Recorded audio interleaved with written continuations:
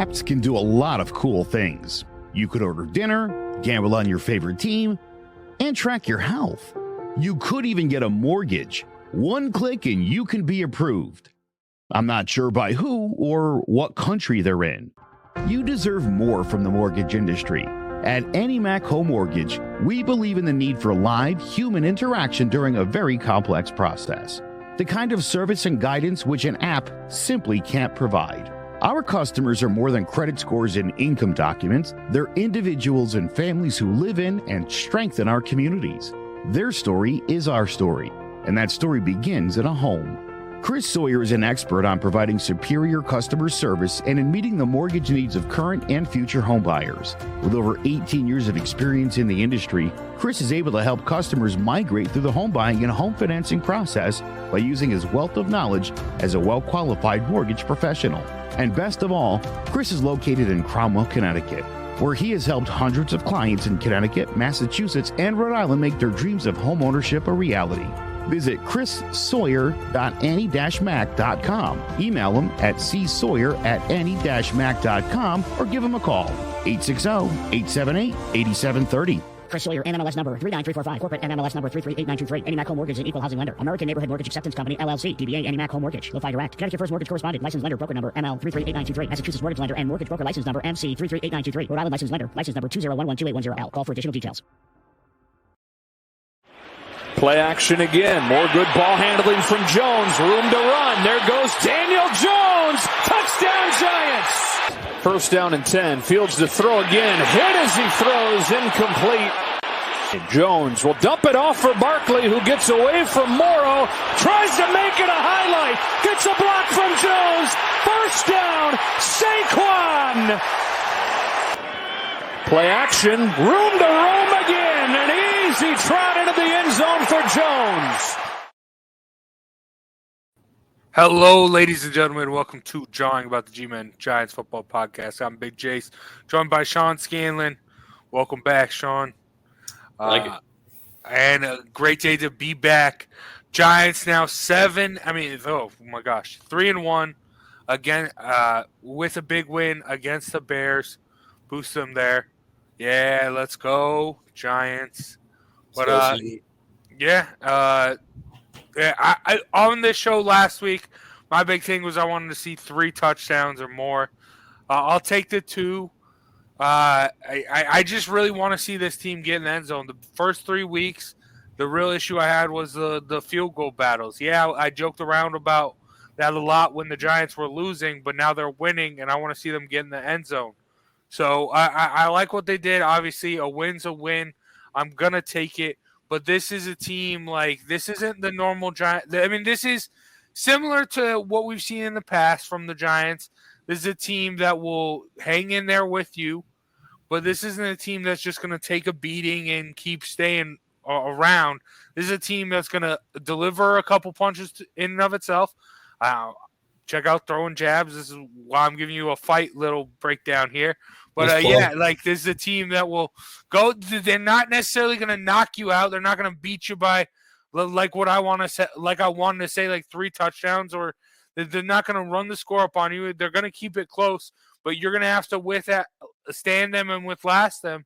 And the Bears just weren't able to do that.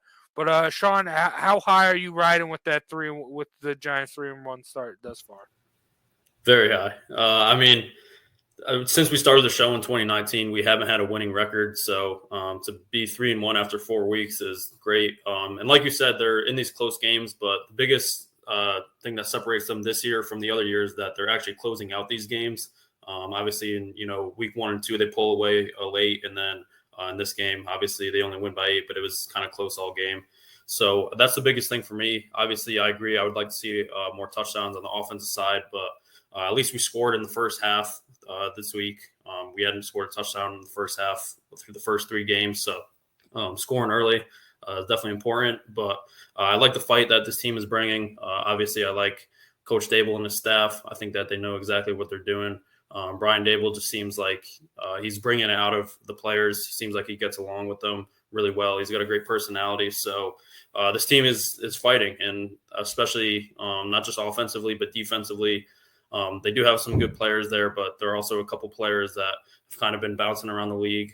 There's a couple rookies that are or late rounders that have been stepping up. So to see this team coming together, winning close games like this is just something we haven't seen in the past. Obviously, like I said, there's so many occasions over the past couple of years where they're right there and we come away saying, if one or two plays go different, we could have won, but we're not looking at it this way so far. So obviously, I know the schedule has been pretty easy to start, but never complain about going 3-1, especially the way it's been looking for the Giants the past 5 or 6 years. So definitely excited for this team right now. I think we're definitely headed in the right direction.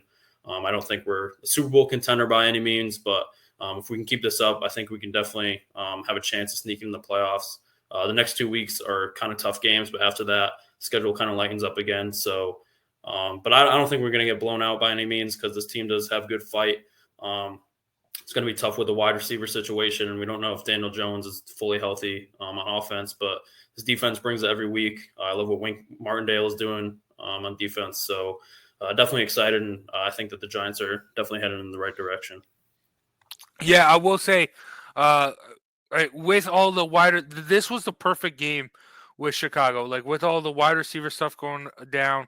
And, I mean, I talked about it last week, them needing to bounce back after a loss because in the past regimes, in the Joe Judge era, in the Pat Shurmur era, in the Ben McAdoo era, Giants losses come in bunches and bunches. So after getting that first loss in this Dable era, them to bounce back's really big.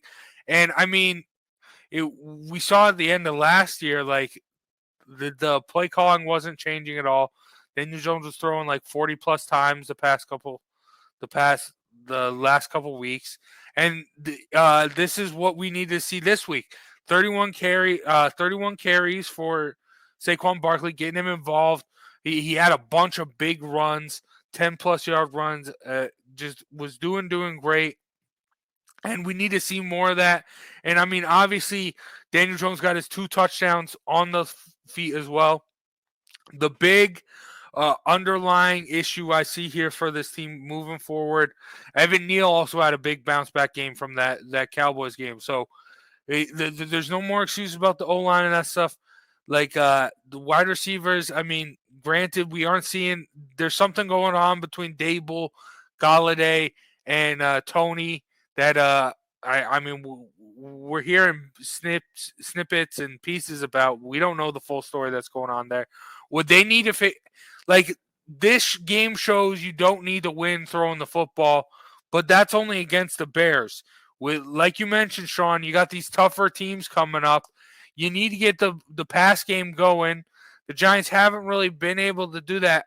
Field goal battles are only going to get you so far. That's why I need to see this team get in the end zone more.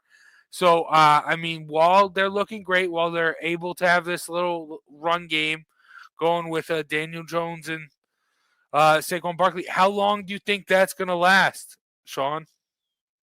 In terms of, winning games like this, I don't know how many games we're going to win doing that, but I think this is just the offense that we're going to see for the rest of the year. I think it's going to sustain because obviously, I mean, we're running with a lot of success. We're almost running for almost 200 yards per game on average. And obviously, Saquon's got a big part to do with that. But Daniel Jones, keeping it with his legs, obviously is a big part of that too. And we have a great O-line in terms of run blocking too. And obviously, we've seen that when we have to drop back a lot, like against the Cowboys, that we do struggle against, pass protection. Demarcus Lawrence absolutely terrorized Daniel Jones last week. So, and with the wide receiver situation, I mean, you mentioned Kenny Galladay is just non-existent, getting paid tens of millions of dollars to do nothing, basically. Kadarius Toney just hasn't been able to stay healthy in his Giants tenure, which really sucks because he's electric when he has the ball in his hands. I think that he might be our best playmaker on offense, and that's including Saquon because, like I said, this guy's so shifty. Once you get the ball in his hands, just give him a little alley. He can do really anything. And then Wan'Dale Robinson obviously hurt too. So if we can get Robinson and Toney back this week, that'll be huge because Kenny Galladay will be out too. Not like it really matters.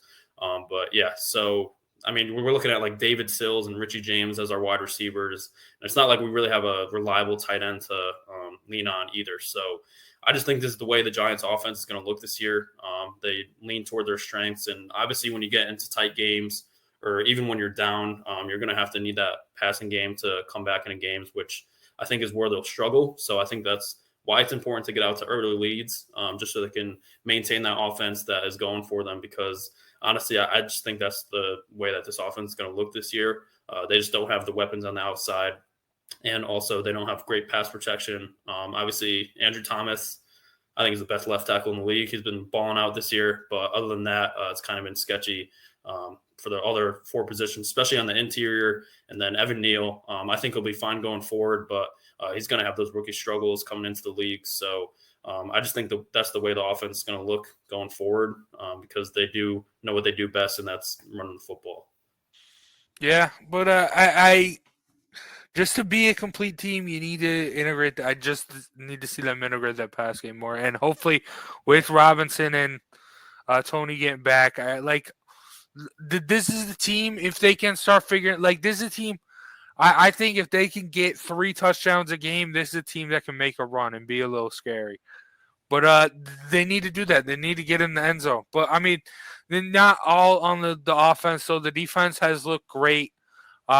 Especially this past 6 sacks on Justin Fields. Granted, the Bears O-line is rough, but I'm really nervous for the defense in this next week because this is going to be their first real test against a good quarterback in Aaron Rodgers. And I mean, there's times like even last week you could see Justin Fields taking advantage of how aggressive Wink is with the blitzes and that stuff. So a guy like Aaron Rodgers, defending 2-time MVP, I think it's going to be rough. I'm excited to see how that goes. But how do you think the defense is going to respond to a guy like Aaron Rodgers? I think Wink's going to dial it up even more, honestly. I think it just keeps the other offenses on their toes, obviously. And he does it in any situation. It could be 3rd and long. It could be 1st down. He brings it when you're least expected. So that's what I love about Wink. He's a lot different than the defensive coordinators we've had in the past. Most of them were just sit in zone and kind of bend, don't break, just let you drive right down the field. He doesn't let you do that. He's willing to give up the big play, but it also means that, he's willing to come after you and sack the quarterback. So honestly, the Packers offense, they haven't looked too great, but that Aaron Rodgers is definitely a threat anytime he's on the field. He hasn't really gotten in great sync with his receivers, except for really Romeo Doubs, who's looked pretty good. I'm really worried about this run game more than the passing game, just because they haven't really clicked that well. But Aaron Jones and A.J. Dillon up there for the best backfield in the league. I think that we might have a little bit of struggles with them. And then, like I said, Aaron Rodgers, you have to look out for him too. So I think it'll be important to get pressure on Aaron Rodgers, make him feel uncomfortable, because I don't think their passing game has really been clicking either. So if we can, stop the run on early downs, send some pressure, 3rd and long, stuff like that, I think that we have a chance to, keep them. I don't think they're going to score over 30. I don't think. I think if we can hold them around like 21, 24 points, it comes down to our offense too. But the way that this Giants defense has been looking, I think that they're capable of that. And I think that, if they bring some pressure on Aaron Rodgers, make him feel uncomfortable, I think that they can give themselves a chance in this game, because it's not like the Packers offense has, looked like it has the past couple of years. Like I said, obviously they're still a threat, but they haven't really shown it yet this season. Yeah, I am holding a little bit too much on the Aaron Rodgers name. I mean, he's great, don't get me wrong, but I do think that there's going to be opportunities for him to make some plays. The thing here is going back to the offense. The Packers defense is good, but they're going to allow some opportunities too. And is Daniel Reed going to read those opportunities, make them, or is Saquon Barkley going to make the Giants I can see them moving the ball, getting down, and this turned into a field goal battle. That's the only way I see the Giants win, and that sucks for me to say. But the thing is I don't see that happening. I see Aaron Rodgers getting in the. I'm sorry. No, I'm kidding. But no, I see Aaron Rodgers getting in the end zone 2 to 3 times on this Giants defense, just because He's that good. And I hate saying it, but I mean, you know me, I'm going to pick the Giants regardless, but I don't feel good. I feel like I felt going into the Cowboys game. Like, yeah, it feels good, 3-1. Yeah, it felt good, 2-0. But eventually you're going to have to hit reality. And when, granted, the Giants hit reality with Cooper Rush, now you got an actual reigning back-to-back MVP in Aaron Rodgers. Yeah, he's lost some weapons, but I think he's still going to do some stuff. And it is in London, so crazy things might happen. But I don't know. I'm feeling very, very down on the Giants right now. Even though they're 3-1, Sean, I don't know.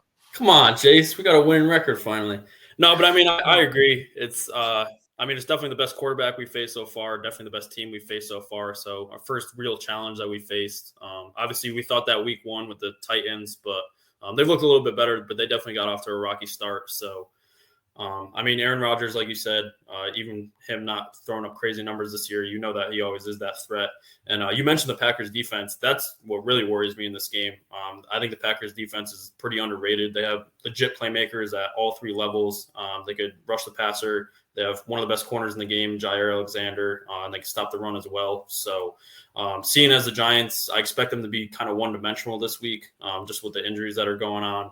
Not having a lot of receivers, and then Daniel Jones not being at full health. And we don't even know if he's going to play yet. I mean, I think that he will, but it's not 100% guaranteed yet. So that's what really worries me is this Packers defense. I think that they're legit, and it's definitely going to be hard to put up points against them. So if we could get in a field goal battle, like you said, I think that play to our advantage. I think that we can, hopefully drive the ball down the field in the field goal range, and then Graham Gano, automatic. He missed a field goal last week, which I was like, yeah, what?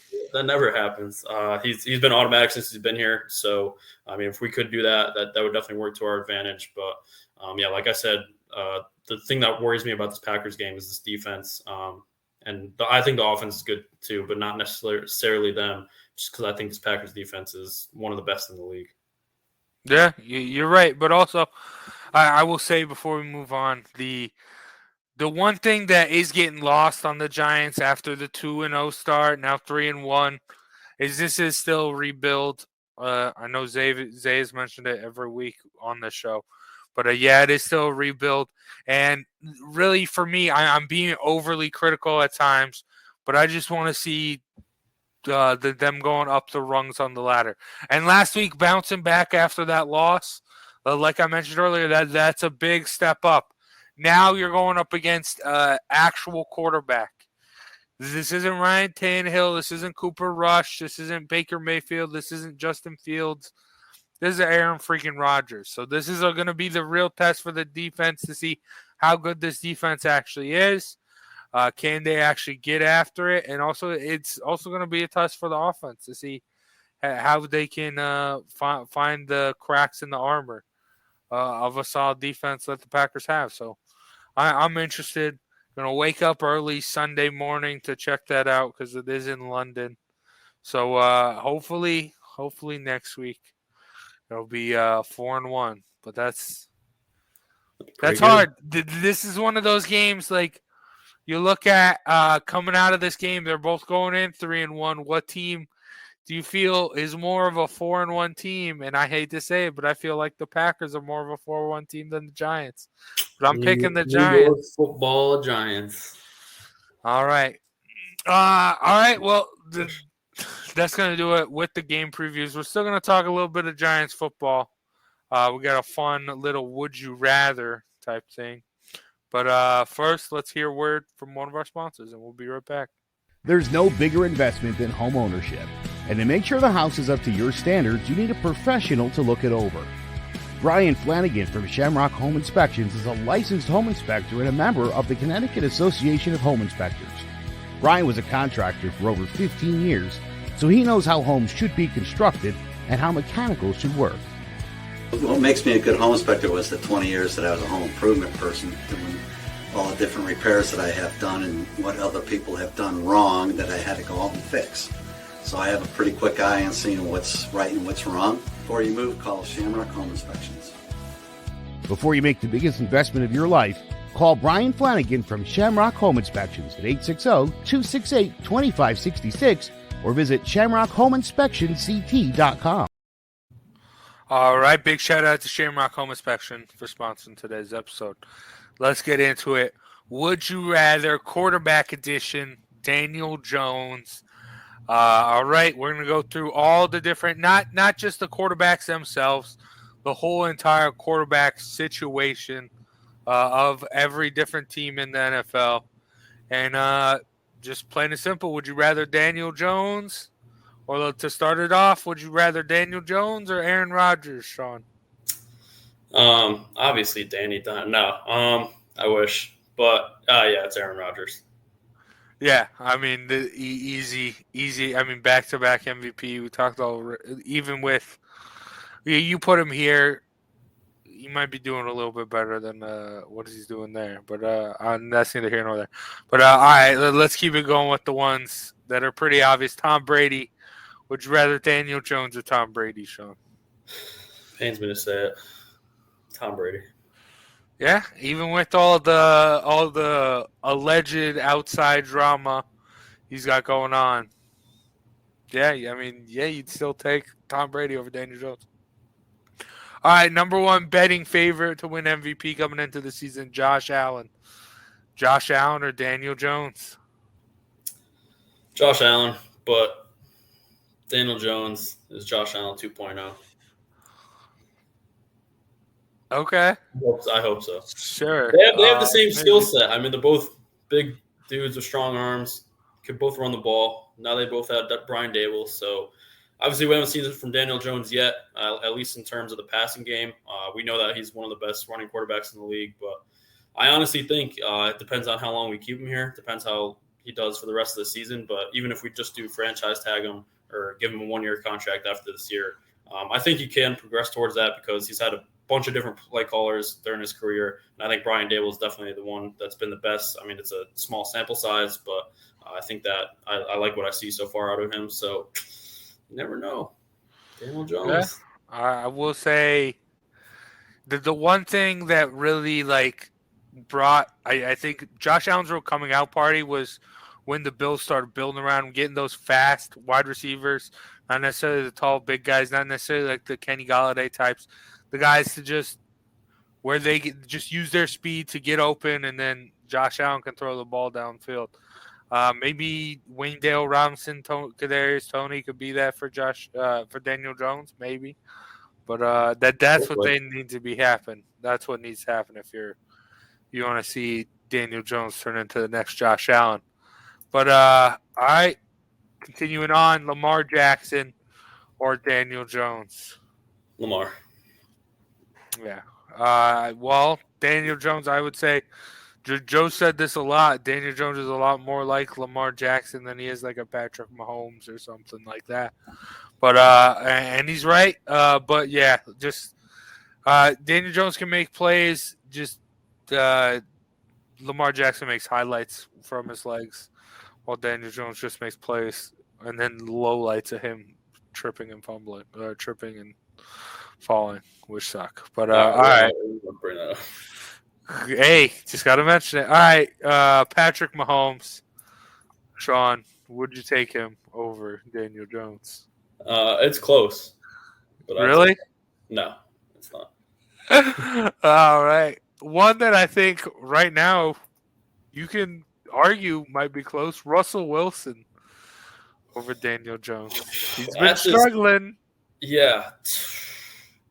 Honestly, I mean, I guess I would still take Russell, but it definitely is close. The Broncos have not looked good whatsoever, and Russell Wilson hasn't looked good either. And it's not like he doesn't have weapons. I mean, he's got Courtland Sutton, Jerry Jeudy.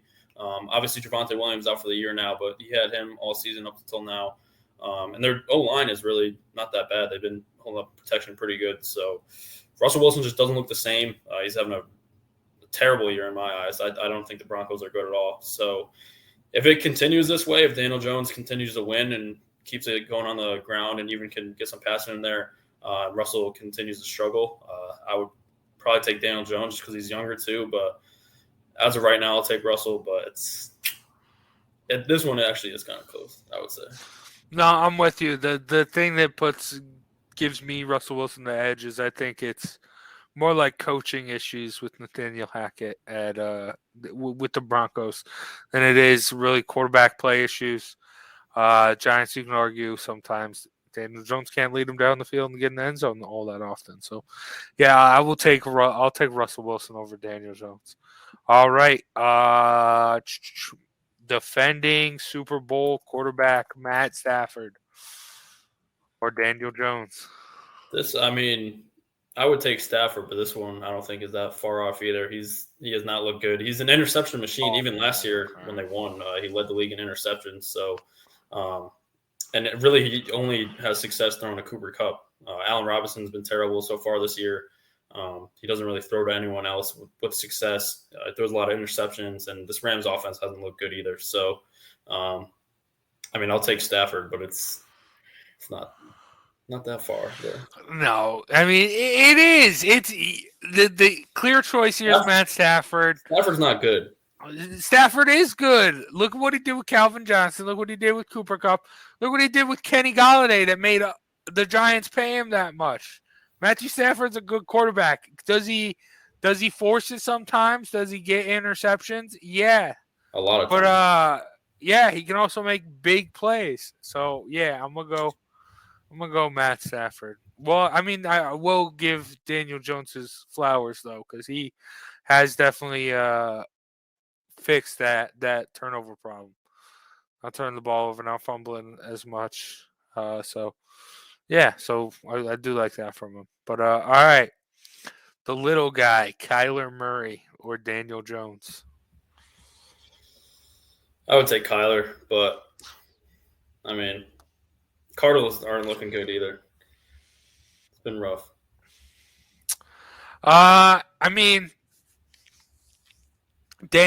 Daniel Jones has never had the type of weapons that Kyler Murray's always pretty much had. But I still gotta go Kyler as well.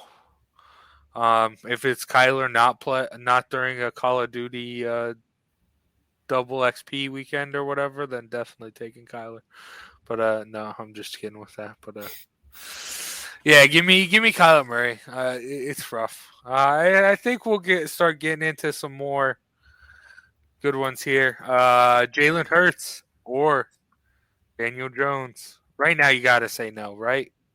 You got to say Jalen Hurts right now. No, I'm joking. Yeah. If you were to ask me at the start of the season, I would have said Daniel Jones, but Jalen Hurts has been going crazy.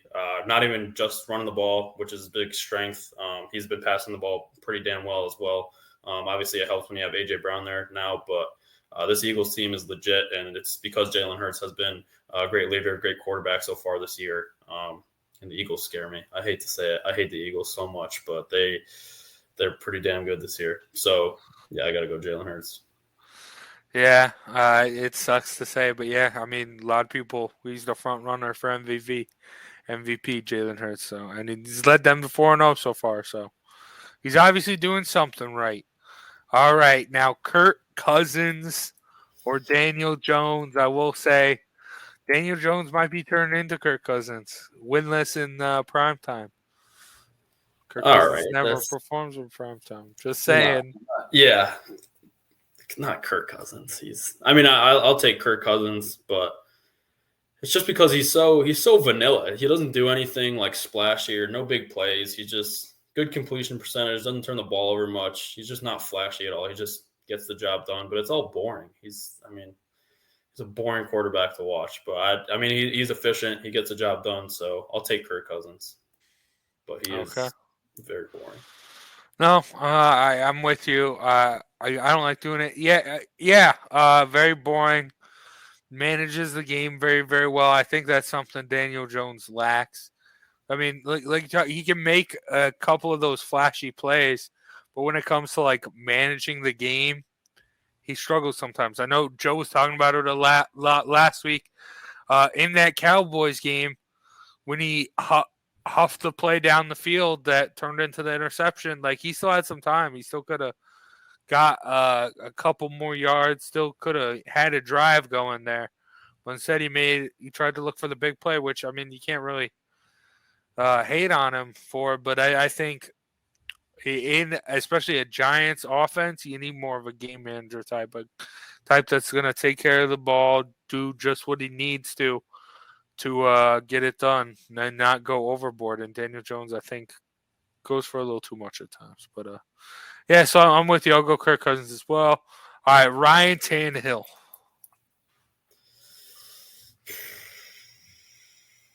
I think I'm going Daniel Jones here, honestly. I mean, Tannehill, when he first got to Tennessee, he had those 2 good years. Last year, it kind of fell off. And then this year, I mean, he's kind of just a game manager too, but just not to the level of Kirk Cousins, I think. And, I mean, he's been turning the ball over. The offense really runs through Derrick Henry. It doesn't really rely on him. So, and I think Daniel Jones, what he brings with his legs just is really what puts him over the top against Tannehill. So, I'll take Daniel Jones in this one. I don't think Tannehill's getting any better anytime soon. I think that Daniel Jones has shown improvements over the course of this year. So it's my first W for Danny Dimes. Let's go. Yeah. I'm with you too. I know if Joe were here, he'd probably pick Tannehill because he loves the Titans for some reason. But yeah, I mean, nothing. Daniel Jones, like I said, Ryan Tannehill can manage the game great. Daniel Jones just makes the big plays. And like in an instance like this where you're not managing the game spectacularly, yeah, give me the guy that can make some plays by himself.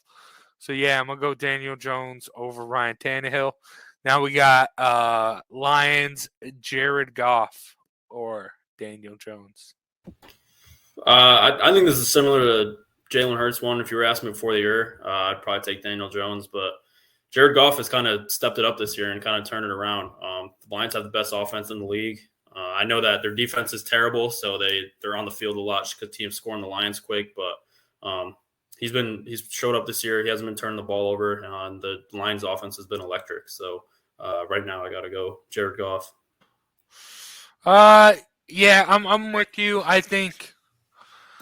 Yeah, I'm with you, Jared Goff. Another guy who is a solid game manager. Can figure stuff out, can make some plays down the field. Yeah, I'm gonna go Jared Goff. I mean, I feel like he himself has taken a hit just from the trade last year being so successful for the Rams. But I mean, he's not bad by any means. I mean, look at how different that Lions team was last year when he was injured. So yeah, Jared Goff. All right, I think this one's gonna be an interesting one. Derek Carr or Daniel Jones? I mean, I got to go Derek Carr, but Derek Carr, he's just very average too. It's not like he does anything great, not like he's terrible. And I thought their offense would be off to a lot better start, especially with him getting back together with Devontae Adams. But it hasn't been really, anything fantastic. Obviously, they get their first win this week after week 4, but I still take him over Daniel Jones. I think that he also doesn't turn the ball over much. He's got the ability to hit big plays, and I think this offense will get better. Obviously, it's a first-year head coach and new offense with Josh McDaniels. So, yeah, I don't think this one's that far either. I think they're kind of close, but I'd still take Derek Carr right now.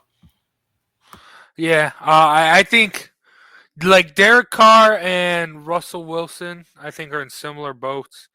Just coaching problems, like not getting ready early in the season. I think stuff might, if the coach is going to stay around, stuff's going to have to start picking itself up here. And we saw it, things figure themselves out for the Raiders here. But yeah, I'm going to go Daniel Jones just because, Derek Carr, very, very mediocre. He's good for a couple big weeks. But if you're going to give me a couple big weeks, I'd rather take a couple big plays a game because you never know. So I'll take Daniel Jones there for that. But hell yeah, I like that. Okay. I think now we're getting into the fun part here. Baker Mayfield or Daniel Jones? Danny Dimes, easy. Baker Mayfield stinks. He is not good, and it's even funnier after I forgot what. I think it was like GQ magazine when Baker Mayfield did that interview talking about the Giants pick and saying that they took Daniel Jones too high. And then they go out and beat the Panthers this year. Baker Mayfield has looked awful. It's not like he doesn't have weapons either. He's just not a good quarterback, and I love to see it because I hate Baker Mayfield. So, definitely take Danny Dimes over Baker right now. Yeah, I'm with you, Daniel Jones. Granted, I think if Baker stayed in Cleveland and wasn't traded away, this would be. I think it'd be more of a back and forth here. I think you can make more of an argument for Baker, but him just going down to the porta potty that is the Carolina Panthers. I think that really sealed his fate up here. But yeah, all right, Daniel Jones it is against Baker Mayfield. All right, staying in the NFC East, Carson Wentz or Daniel Jones. Ooh. I'd probably go Daniel Jones, honestly. Carson Wentz is way too inconsistent. Even like the first 2 weeks compared to the next 2 weeks for the Commanders, the first 2 weeks their offense looked great. Carson Wentz was slinging it downfield, but even in those games, he just takes sacks that are just when he's staying in the pocket way too long, forces way too many errant throws and gets a lot of turnovers, fumbles the ball a lot. So I think Carson Wentz is slowly turning into what Daniel Jones was like his first 2 years. They're kind of doing a reverse, I think. Carson Wentz is just way too inconsistent. You never know what you're going to get from him. He's a wild card to say the least. So at this point, I think that I'm taking Danny Jones over Carson Wentz. Yeah, I mean, in the past, I've said Carson Wentz is very similar to Daniel Jones. Just when he was able to get wins with the Eagles against them, that was just experience I saw in my eyes. But now, yeah, Daniel Jones shoring up the takeover problem a little bit more this year. And yeah, inconsistencies along with injuries on Carson Wentz's side as well. Yeah, I'm gonna go Daniel Jones. Granted, Daniel Jones isn't always the healthiest. So, all right, now going from the last year's Indy quarterback to this year's Indy quarterback, Matt Ryan or Daniel Jones? Daniel Jones. Matt Ryan's washed. He should just retire at this point. I don't. He had a great career. I think after 28-3, it kind of broke him in half. I don't think that he's ever been the same since. And the Colts' strategic plan of just bringing in a new quarterback every year just doesn't work. I mean, they have to go draft a quarterback. You can't just keep rolling out 35-year-old quarterbacks that have failed with their previous teams and think that it's going to work. So Matt Ryan, and he's been a turnover machine this year too. So I think that, as at this point, I'm taking Daniel Jones over Matt Ryan. Yeah, I don't think a lot of people really, when they talk about Matt Ryan, they just talk about him falling off. Granted, he did have some okay numbers in Atlanta after Shanahan left, but it was really all Kyle Shanahan with Matt Ryan. It's the only reason he was that good. Yeah, you're right. This Band-Aid quarterback stuff, it's not going to work. Never really did work. You got to draft someone, got to bring someone up, got to have someone know and learn your system. Because, I mean, it's atrocious. I mean, granted, they have a really good run game. They have solid pieces on defense. On paper, this team shouldn't be struggling, but they are. They literally have everything but a quarterback, and it's been the same thing ever since Andrew Luck left, and they just haven't figured out a way to get around it. So it's just going to keep biting them in the ass if they don't figure it out, and they obviously haven't figured it out yet. So yeah. All right. Couple more fun ones, and then we'll get into the young quarterbacks. Marcus Mariota. Daniel Jones. I feel like Marcus Mariota is kind of just like a poor man's Daniel Jones. He can run it. Not that great passing the ball, but yeah, I think Daniel Jones is better than Marcus Mariota. Yeah, whenever I'm watching the Falcons this year, all I'm really hoping is that Desmond Ridder will get a shot. I don't want to see Marcus Mariota out there anymore because, I mean, he's washed. All right, and the man to bench Eli Manning himself, Geno Smith. Would you take him over Daniel Jones? I mean, Geno Smith is surprisingly having a good year. So that's tough. I don't know. I hate to do that. At this moment, I think that I'm taking Geno Smith just because he's proven that he can push the ball down the field. He gets in the end zone, and he has the highest completion percentage right now, so he's efficient with the ball. Doesn't really turn it over that much. So as of right now, I'd take Geno Smith. Do I think Geno Smith is going to carry this out all season? I'd be shocked if he does, and I think that Daniel Jones will kind of be steady, if not improve throughout the season. So as of this second, I'd take Geno Smith, which sucks to say, but I think that while the season keeps going on and on, I think that Daniel Jones will easily take that over. But in terms of just the season right now, I think I'd take Geno Smith. Damn, I get what you're saying, but I'm gonna go Daniel Jones. Screw Geno Smith. Taking that start from Eli Manning, I'm not, no. But yeah, so okay, Geno Smith. All right, now we get into some of the young bucks. Joe Burrow or Daniel Jones. Joe Shiesty. Yeah. Even though they haven't had a great start to the season, they picked it up the last 2 weeks, and I think that they're finally turning it around. And it's tough not to be. I think that Joe Burrow is a great quarterback, but it's kind of tough not to put up points with the receivers that he has and the running game. So, I think that one's pretty easy. Yeah, people were really down on them after the first 2 weeks. They really shouldn't have been. Guys like Micah Parsons and TJ Watt coming in and wrecking a game, that's makes sense. So, they're back on track. Joe Burrow's getting it going. I'm going to take Joe Burrow. All right. Justin Herbert. Or Herbert. Daniel Jones. Joe's favorite player of all time, Justin Herbert. The Chargers, they're just going to be stuck in mediocrity forever, I'm convinced. Even they get all these additions during the offseason, and then they're just back to where they always are. So kind of sucks for Justin Herbert because I think he is a great quarterback.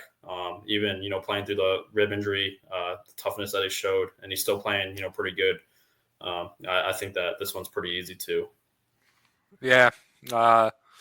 Justin Herbert, easy. I love that. I love Justin Herbert. All right. What? So does Joe. Yeah, but all right. Justin Fields. I think Justin Fields is just really another version of Daniel Jones. Makes some plays with his feet. Shows some glimpses here and there, but it's really just the people around him that are gonna cause him issues. He doesn't have that great of a situation around him. And he does have a little bit of a ball security problem as well. So I just see Justin Fields right now as a poor man's Daniel Jones. So I'm going to go Daniel Jones over Justin Fields. Yeah, I agree. Justin Fields, I just don't really think he's a good quarterback. He's not really great at throwing the ball. Obviously, he can make plays with his legs, but just not an efficient quarterback. And I think the Bears know that too. He hasn't attempted many pass. I think he's averaging around 10 pass attempts a game, which is, especially in today's NFL, is not good. And I think that indicates what the Bears see in their quarterback is that they can't win with him throwing the ball around all day. So yeah, I think I'd definitely take Danny Dimes in this one. Yeah. All right. Zach Wilson. Daniel Jones. Zach Wilson, I think he's got potential. He's got a cannon of an arm, and I think that Jets offense is on the rise, but he definitely just has not shown enough yet to be able to put him in front of Daniel Jones. Danny Dimes is still the king of New York, Zach. So nice try, buddy. Hey, I'm with you. I'll take Daniel Jones here, but I will say that game-winning drive there at the end last week, and then he hits the gritty. That's pretty cool. That takes points off for me. Come on. The gritty, you like it? I like the gritty. You got to know how to do it, especially when you see him, Kirk Cousins doing it. It's like, I'm out. Hey, at least it wasn't Mac Jones doing it. Speaking of Mac Jones or Daniel Jones? I'm going Daniel Jones.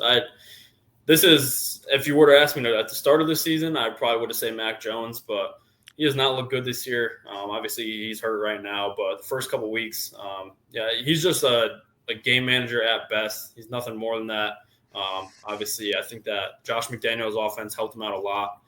When you have two stumbling, bumbling idiots like Joe Judge and Matt Patricia calling your plays, I think it kind of hurts you, but it's also he hasn't really shown anything. And at least Daniel Jones has a winning team. At least he can make big plays. So right now, I think that Daniel is the real Jones brother here.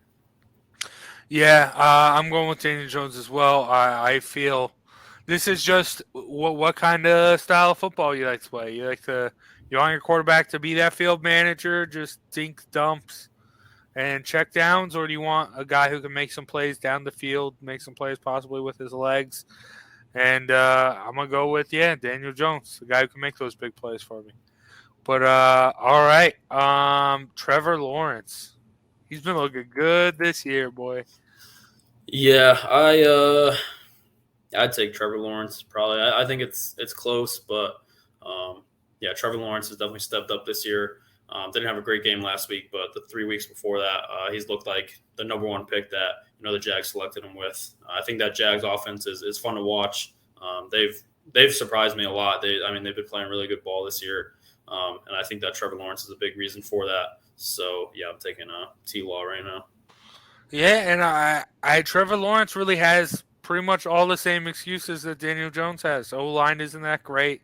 Wide receivers aren't anything spectacular.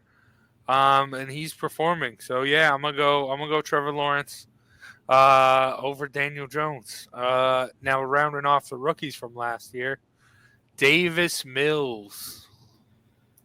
Daniel Jones. Davis Mills is buddy. I don't know how he's a starting quarterback in the NFL. So Daniel Jones. Yeah, it's crazy, but I mean, hey, they're doing better than a lot of people expect them to. I will give them that. But so are the Giants. So I'm gonna go Daniel Jones. What? Because they got a tie? Is that why? Yeah, pretty much. Yeah. But all right. All right. Now we got the scenarios, multiple QB stuff. All right. Would you rather Daniel Jones or Tua and Teddy Bridgewater?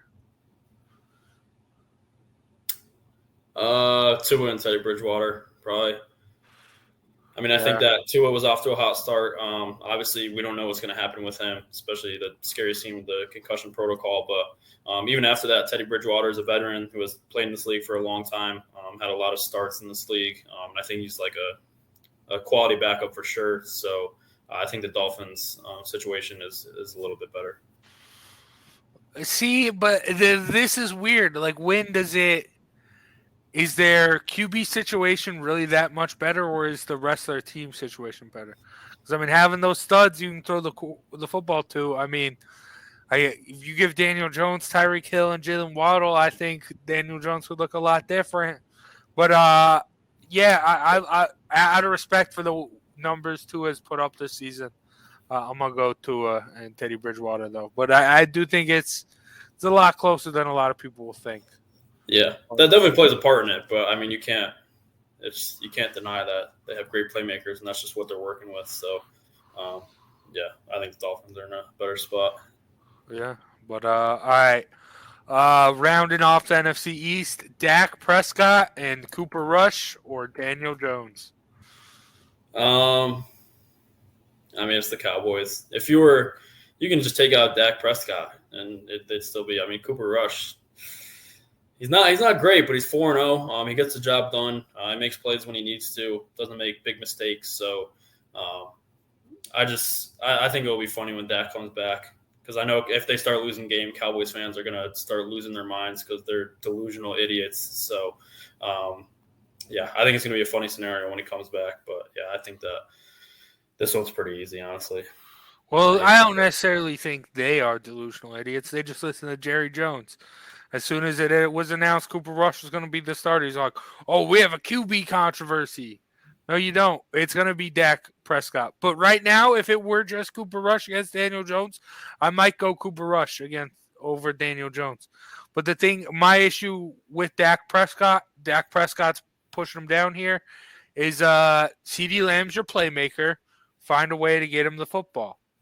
Well, you like getting it to Amari Cooper. Yeah, he's gone now. You got to figure out a way to get it to CeeDee Lamb, because he's your big playmaker. There's a reason the Cowboys gave him 88.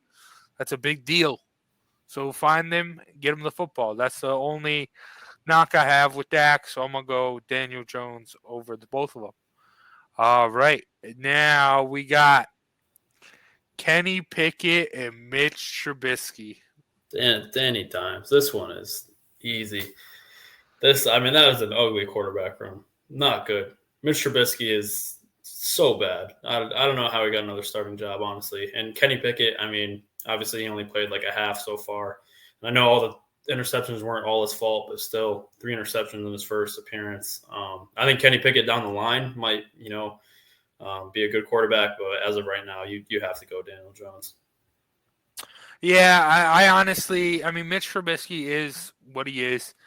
I honestly see the ceiling for Kenny Pickett being like a Daniel Jones, being where I see Daniel Jones' ceiling being, I guess. Not necessarily being able to make big plays when you need to, not necessarily always needing to, being able to make those plays when you need to, but most of the time just really getting the offense involved, making sure game managing for a lot of the game. So that's where I see it. But right now, I'm just going to go with something that has more experience and go Daniel Jones. But I do think Kenny Pickett can turn into something here. But only time will tell with that. All right, only a couple more. Jimmy G, and Trey Lance or Daniel Jones. I'd honestly go Daniel Jones. The team around Jimmy G and Trey Lance with the Niners, they have one of the best rosters in the NFL. But I think if you put any top 10 to 15 quarterback in there, I think that they probably would have won a Super Bowl in the past couple of years because this roster is, like I said, loaded, not just on offense, but defense too. So I think the situation around him definitely helps. Jimmy G kind of just has to, just do everything right and make sure that he doesn't make, dumb mistakes, which obviously he has in the past. And Trey Lance is unproven. So Jimmy G is just the definition of mid. He's just a mid quarterback. So I think that I would take Daniel Jones over those two. All right. I don't know. I'm going to go Jimmy G and Trey Lance over Daniel Jones. I'm going to do it. You talk about Jimmy G being mid, being just mediocre, but Daniel Jones hasn't been, his ceiling thus far in the league has been mediocrity. Let's be honest here. Besides that one game in Tampa, his first game, that was really the ceiling. He's played great, nothing too spectacular. So, yeah, I'm going to go Jimmy G, just all-around game manager just to get it done for me. And plus Trey Lance being the sneaky little explosive guy when healthy. I like the way they had it last year.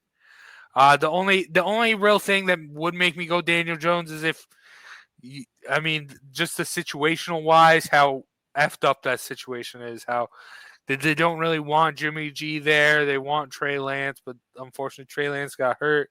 It's a lot of soap opera-ness going on there. So that's the only issue there. But as far as just gameplay wise, I think I'd take Jimmy G and Trey Lance over.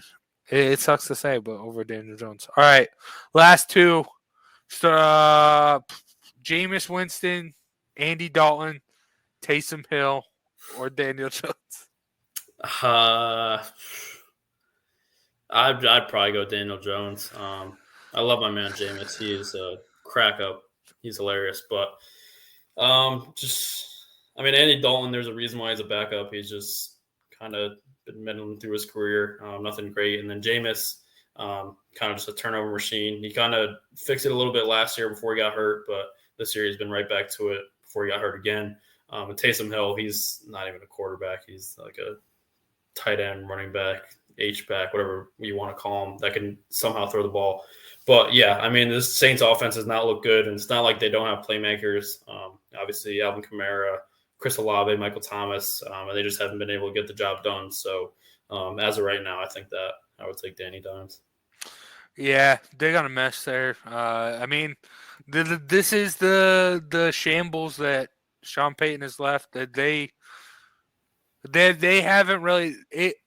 I hope for all Saints fans, I hope that they don't go the whole Colts route and just keep trying to throw stuff at the wall to try and make it fit, and just like, okay, figure everything out, go full rebuild mode, because I think they might need to do that.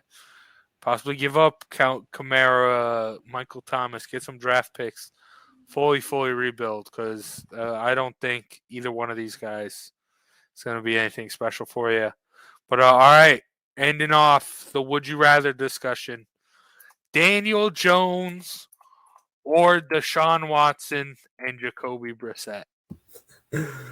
Oh God. I mean, it's Deshaun Watson, Jacoby Brissett. Even though Deshaun Watson might be a terrible person, I'm shocked that he's not suspended for the whole year. But most likely he will be back this year. And even though he is a bad person, he is a pretty damn good quarterback. So and Jacoby Brissett has looked pretty decent so far. Nothing great, but he's kept his team contending, and he hasn't made any super big mistakes so far. So I think that I take the Browns QB room over Danny Dimes. Listen, we haven't seen what he looks like. We haven't seen what Deshaun Watson has done. We don't know what kind of quarterback he is from 2 years ago. So yeah, while he'll probably come out and play at just like the same Deshaun Watson after his suspension and do some great things with the Browns, we don't know that for a fact. So because it's a Giants podcast, I'm going to go with Daniel Jones based off that. I like it. But it's the unknown. You never know. You never know, man. You never know. But all right. One thing we do got to know, though. Well, that's going to do it for around the league. Very, very fun there. We might do this again, maybe running backs, see where. No, Saquon's number one, so you don't even have to do it. Maybe. I don't know. The whole situations, though, I don't know. But all right. Let's end the show like we always do. Let's get into. See if I can pull it up here. Boom. Best bets. As you can see, Zay. Oh, did not pop up. There we go. As you can see, Zay's in the lead there, 2-0. He's already made his pick. Cardinals +5, hosting the Eagles. I think that's kind of a SpongeBob Square pick, but that's neither here nor there. Eagles are in. This is a letdown spot for the Eagles, I think. But I don't know. But what's your best bet, Sean? My best bet is going to be Titans -2.5 versus the Commanders. I think even though it's early on, I think these are two teams heading in different directions. Obviously, Titans got off to a slow start, losing to the best team in the league and the Giants, and then getting blown out by the Bills. But they've stepped it up after that. Derrick Henry, I think, is going to be a problem for this Commanders defense. And for the Commanders side, I don't think they're going to be able to stop them. And then for their offense, they were scoring a lot of points through the first 2 weeks. And then after that, they've been struggling a lot, not even reaching double digits. They scored 10 last week, but the week before that, not scoring double digits either. So I think these are two teams, like I said, going two different ways. And I think that the Titans will definitely win this game by at least a field goal. Yeah, that game scares me because I honestly don't know. Like you said, this is two teams going two different ways, but this is also two teams that are similar. Two teams that kind of really underperformed thus far this season.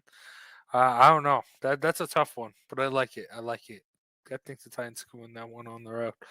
But all right, my best bet. It's gonna be. You know what? F the Cowboys. I'm gonna go Rams -5.5 versus the Cowboys. Bounce back game from against the Niners.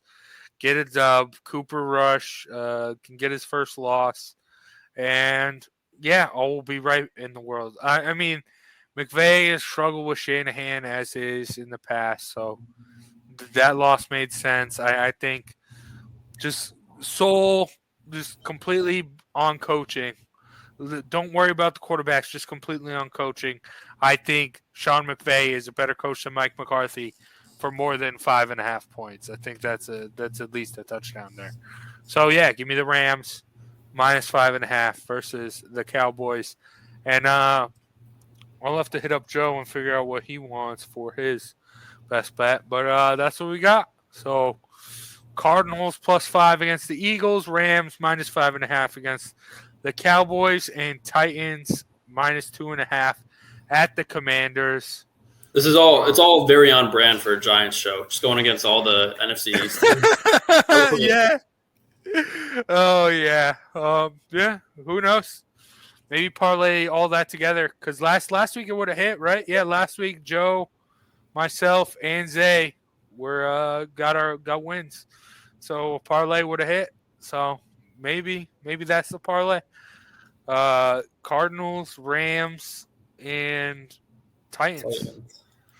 Yeah, who knows? But all right. I think that's gonna do it for today. Thanks for joining me today, Sean. Hopefully we'll be back with everyone next time. Zay and Joe. Joe had to teach. Zay had to work the Rangers game or something. I don't know. He's got a lot going on. But big shout out to them. Big shout out to Clovercrest Media for sponsoring today's episode. Make sure you check out clovercrestmedia.com for a bunch of other great podcasts and more information on this one as well. Also, big shout out to Annie Mac Home Mortgage and Shamrock Home Inspection for sponsoring today's episode. For myself, Big Jace, and Sean Scanlon, this is John about the GMen, and we'll see you next week to talk more Giants football. Peace out. Play action again. More good ball handling from Jones. Room to run. There goes Daniel Jones. Touchdown Giants. 1st down and 10. Fields to throw again. Hit as he throws. Incomplete. Jones will dump it off for Barkley, who gets away from Morrow. Tries to make it a highlight. Gets a block from Jones. 1st down. Saquon. Play action. Room to roam again. An easy trot into the end zone for Jones. Hello, my name is Joe Aguirre. I'm the president of Clovercrest Media Group. And here at CMG, we have a wide variety of podcasts, including sports shows like Keys to the City, The Roll Call, Throwing Jabs, All 4 Downs, and Jawing About the G-Men. And great true crime shows like Sticky Week, Crimes and Consequences, Ivy League Murders, and Bird, the unsolved murder of David Eichmann. You can find all these podcasts and so much more by visiting clovercrestmedia.com.